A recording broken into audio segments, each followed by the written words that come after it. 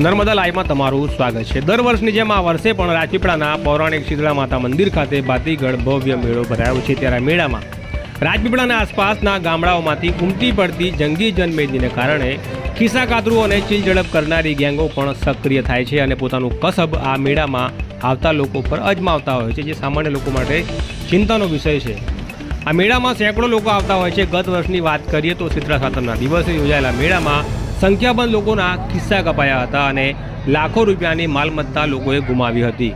ત્યારે એક મહિલાના પર્સને બ્લેડ મારીને તેમાંથી સોનાની ચેનની ચોરી થવાની ઘટના પણ તે વખતે બની હતી। તેની સાથે સાથે કેટલાય લોકોના ખિસ્સામાંથી પૈસા તેમજ મોબાઈલ પણ ઉડાવી લેવામાં આવ્યા હતા। ત્યારે આ મેળામાં ફરવા આવેલા લોકો એક પછી એક રાજપીપળા પોલીસ મથકે પોતાનું ખિસ્સું કપાયું છે, કોઈનું મોબાઈલ ચોરાયું છે, કોઈની ચેન ચોરાઈ છે તેવી ફરિયાદો લઈને પહોંચતા રાજપીપળા પોલીસ પણ ચોંકી ઉઠી હતી।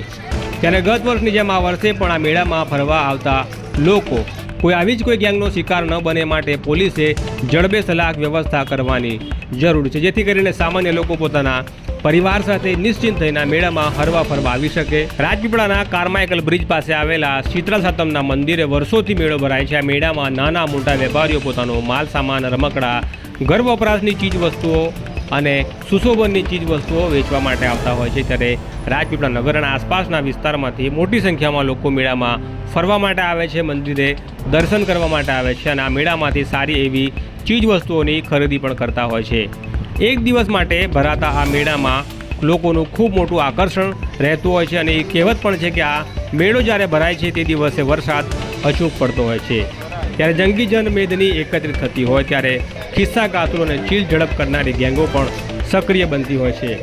ગત વર્ષની ઘટનાઓ પરથી બોધપાઠ લઈ રાજપીપળા પોલીસ આ મેળામાં પોતાની હાજરી વધારે અને લોકો નિશ્ચિત અને આરામદાયક રીતે મેળામાં હરીફરી શકે તેવી વ્યવસ્થાનું સર્જન કરે તે ખૂબ જ જરૂરી છે। આ જ પ્રકારના ન્યૂઝ અને અહેવાલ માટે અમારી સાથે જોડાયેલા રહેજો।